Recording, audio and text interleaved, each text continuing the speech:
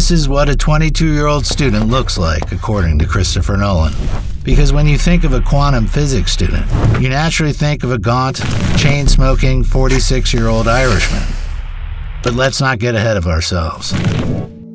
For 19 years, Nolan had been making pictures for Warner Brothers. Guys dressing up as bats, dudes folding entire cities in half. But then, it's 2020. Warner opted to take all their movies and just dump them on streaming.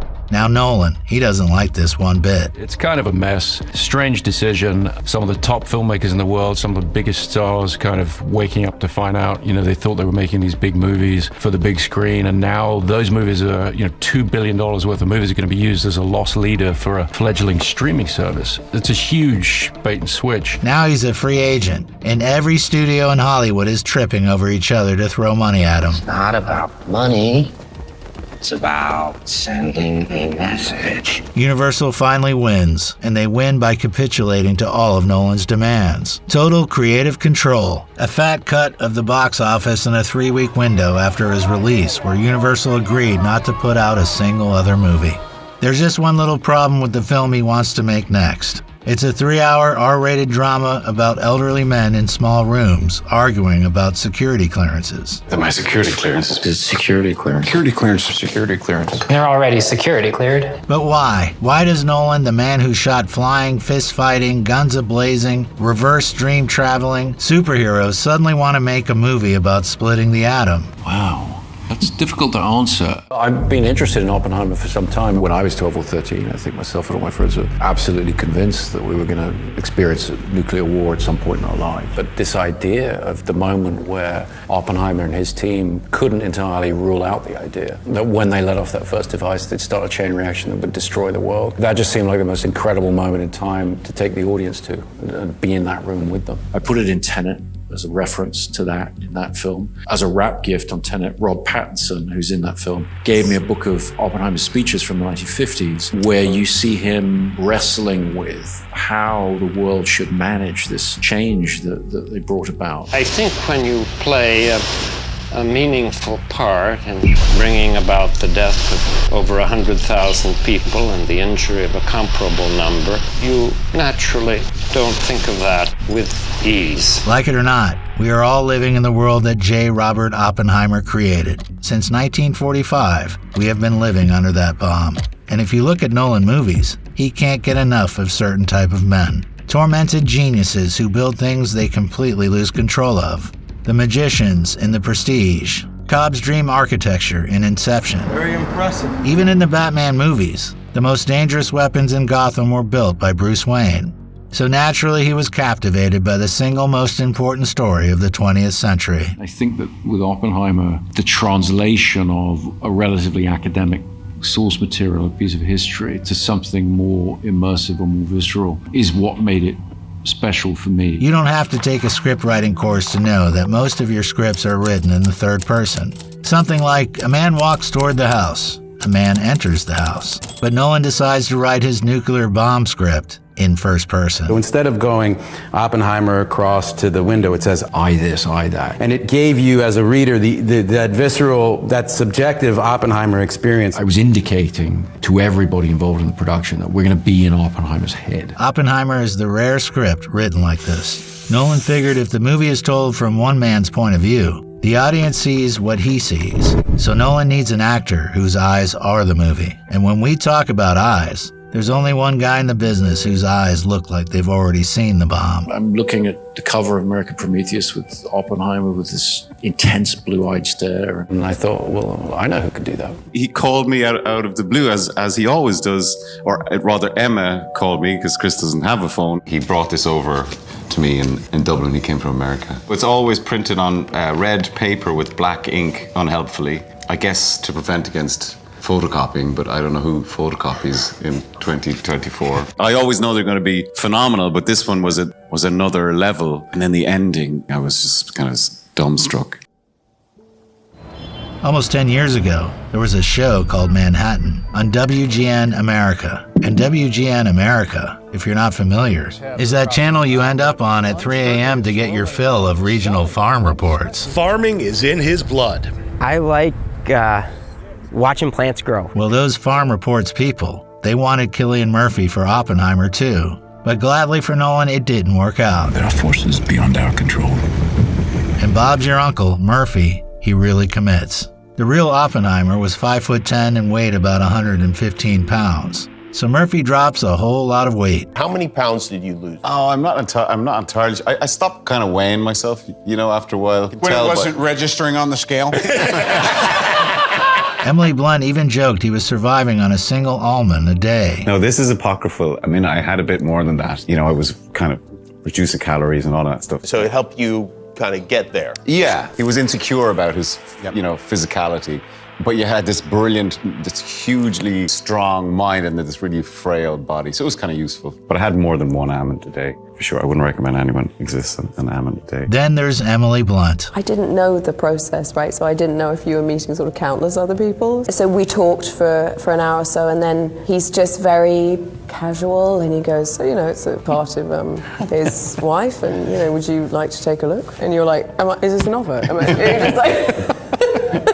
So then I went into the living room, read the script. It was just so heart-racing. He needed a gal who could walk into a room and instantly make everyone else feel small and stupid. I know that, thank you. She's a fireball and complicated and not the archetypal sort of conformist of 50s housewife, I read this line in American Prometheus that Chris encouraged us to read, and it said, she didn't do small talk, she only did big talk. And it was so emblematic of the character, really. I remember Chris saying when we did the camera test, we were in our prosthetics, and Chris went, God, I'd never want to have them over for a dinner. I don't like your phrase. Then he gets Robert Downey Jr. Many years ago, Downey wanted to play the Scarecrow in Batman Begins. Oh, I can relate to that.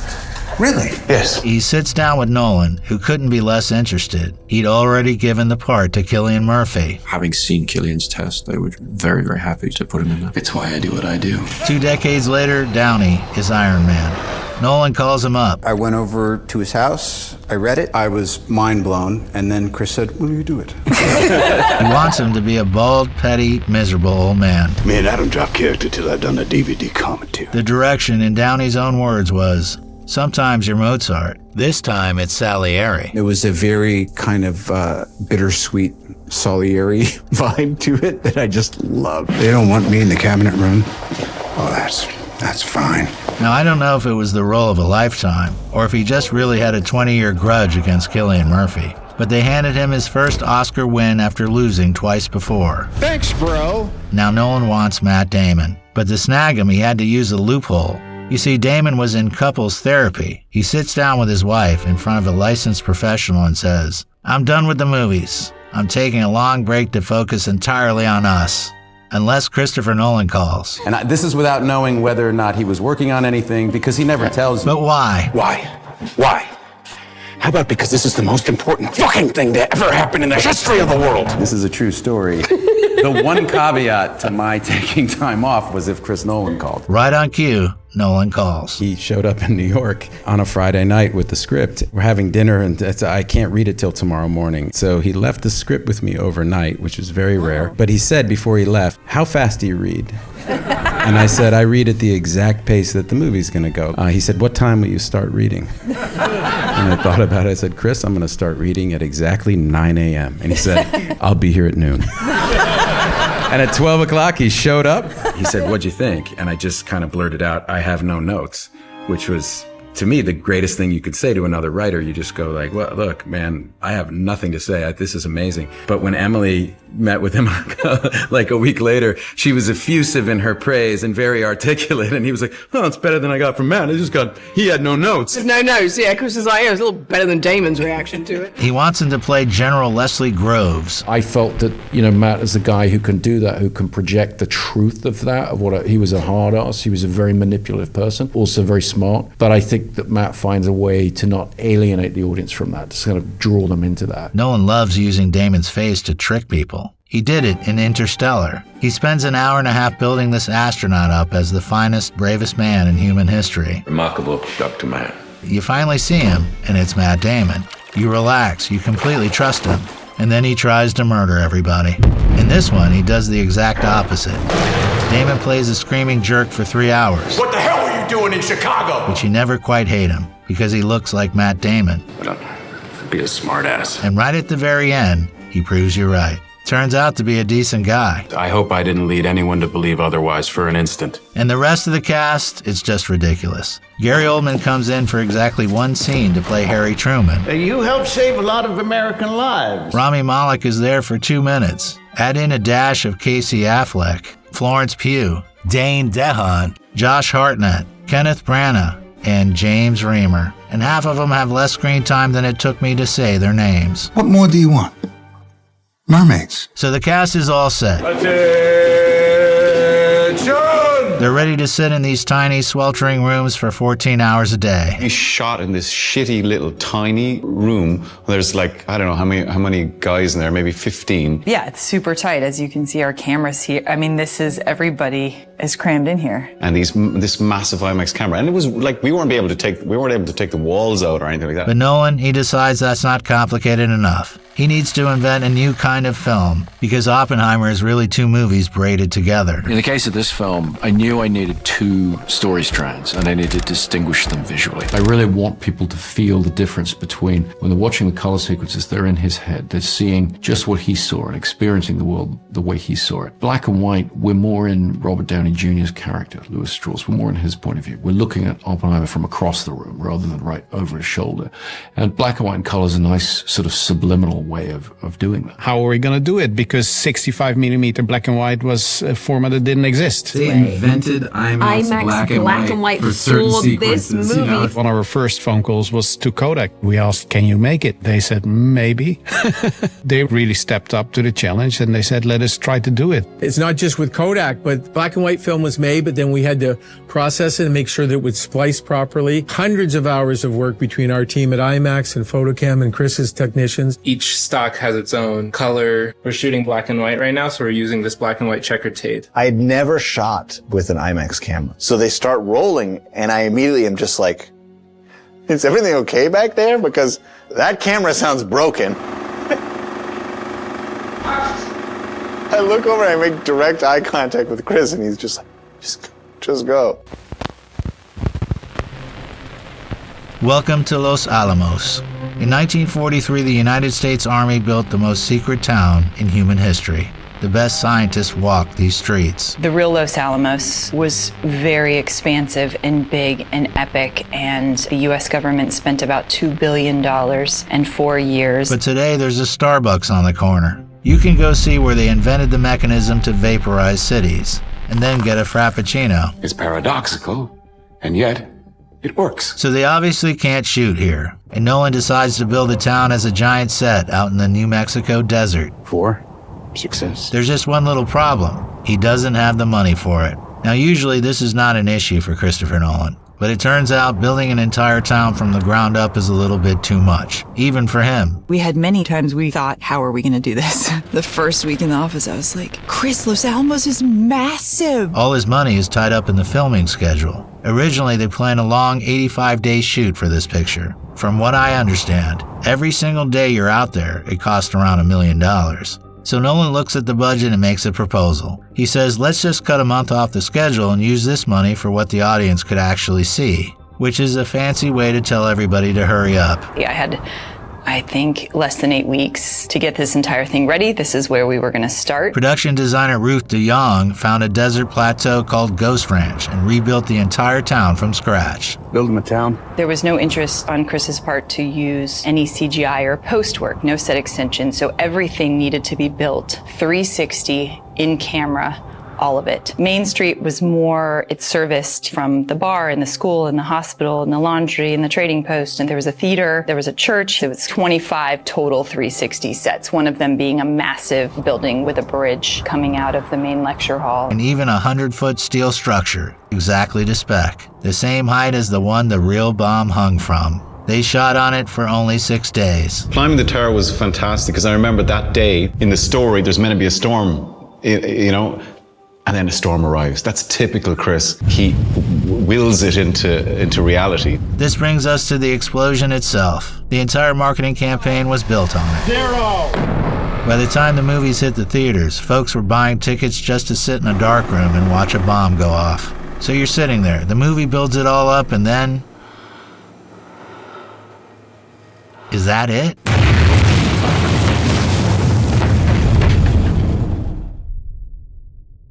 It's true.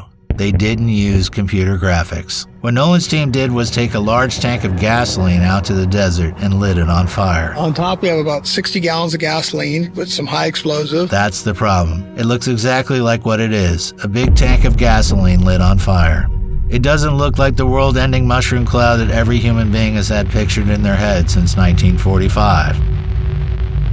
Now, the genuinely humbling part for Mr. Nolan is that other filmmakers have been making the bomb terrifying for 40 years.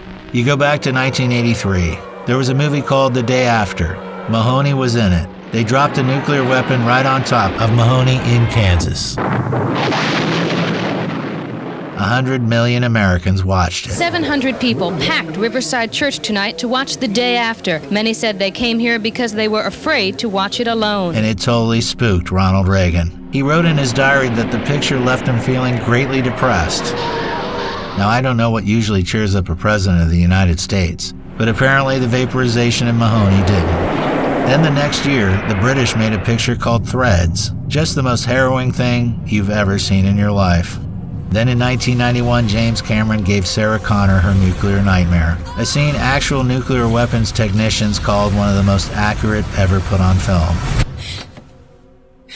The one that really should haunt Christopher Nolan arrived 6 years before Oppenheimer from David Lynch.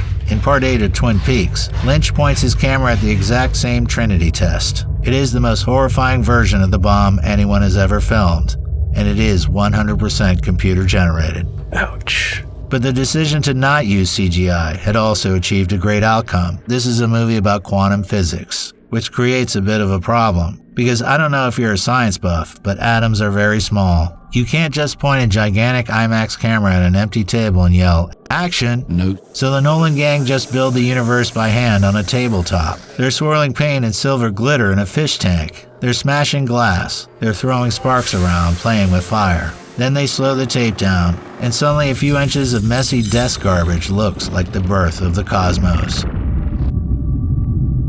Chris is almost in the bed with me with some fucking thing that's going around in front of the camera for real. And people will look at that and they think, oh, that's, done in post, but it's not. It's Chris like spinning this thing that you see and it's all for real. But the real joy of a Christopher Nolan movie is the stuff he hides in for the nerds. Take the scene where Oppenheimer puts on his hat. Here it is, the signature of Robert Oppenheimer. It's shot almost like Bruce Wayne pulling on the cowl. Because to Nolan, this skinny physicist is a superhero, and his superpowers are his brains and existential dread. Precisely. Then at the end, Albert Einstein is standing by a pond. He flicks a stone into the water, and the ripples just keep spreading, which is a metaphor for a nuclear chain reaction. But it's also a pun, because the name Einstein means one stone in German. The man's name is one stone, and he throws one stone. That is the kind of high-level wordplay you get only in a masterpiece movie.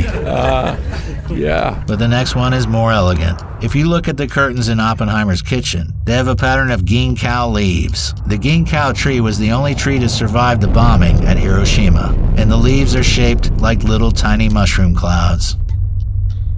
The darkest scene in the movie is Jean Tatlock's bath time. Now officially it was ruled as a suicide, but for precisely 2 seconds, Nolan cuts to a shot of two black-gloved hands holding her head underwater. She was in the Communist Party, and she was dating the guy who worked on the atomic bomb. So it's not a stretch to think that the federal government might have decided she needed some physical assistance washing her hair. But the scene is in color, and in this movie, color means it's subjective. So we see what Oppenheimer thinks happened. Is anyone ever going to tell the truth about what's happening here? Throughout this movie, you only see one victim of a nuclear blast. World! Oppenheimer is having a hallucination at a victory rally based on a Picasso painting he saw in one of the previous scenes. Well, remember this day. He looks out into the crowd, and he sees a young woman whose face melts right off her skull. And the woman is played by Flora Nolan, the director's own daughter. When the press asked him why, Nolan said, "If you create the ultimate destructive power, it will also destroy those who are near and dear to you." So the movie finally comes out in July of 2023. And it just so happens that by pure accidental coincidence, It opens on the same day as Barbie. Hi, Barbie. Hi, Barbie. Now the internet, in its infinite wisdom, decides to smash them together. Barbenheimer. Barbenheimer's real. My suggestion would be Barbie first, Oppenheimer for lunch, and then a Barbie chaser. The movie makes almost $1 billion. $1 billion for a movie where the thrilling climax is a closed-door bureaucratic hearing about a man's government security badge. If we did it, they would have to do it. Our efforts would only fuel their efforts, just as it had with the atomic bomb. You see, the internet took the two most antithetical things in the universe and organically willed them into a mandatory cultural event. People were buying tickets to be a part of a giant inside joke. The studios couldn't have bought that kind of marketing if they had the entire Manhattan Project budget. But before everybody can take a victory lap, they have the world premiere in London. The actors walk the red carpet, give interviews, and right before the projector turns on, the actors union calls a strike. So the entire cast just stands up and leaves. I think, where did you go, Cillian? In true Irish fashion, I went to the bar. Christopher Nolan has to get up on stage and tell a theater. We have to acknowledge you've seen them here earlier on the red carpet. Unfortunately, they're off to write their picket signs for what we believe to be an imminent strike by SAG. How long were you at the bar? We stayed till 4 a.m. It was a good night, yeah. Oh, that is a really good night. Yeah. And then came the Oscars. The same Academy that had snubbed Christopher Nolan so many times you could make a grim 3-hour R-rated movie about it. But that night, Oppenheimer won 7 Academy Awards. Best Picture. The Oppenheimer. Wow. Best Actor for Murphy. Best Supporting Actor for Downey. And at long last, Best Director for Nolan himself. Christopher Nolan Oppenheimer. After 20 years of Hollywood executives telling him, Chris, your movies are just too cold and too complicated, he finally takes home the gold statue for his coldest, most perplexing work yet. Movies are just a little bit over 100 years old. I mean, imagine being there 100 years into painting or theater. We don't know where this incredible journey is going from here, but to know that you think that I'm a meaningful part of it means the world to me. Thank you very much.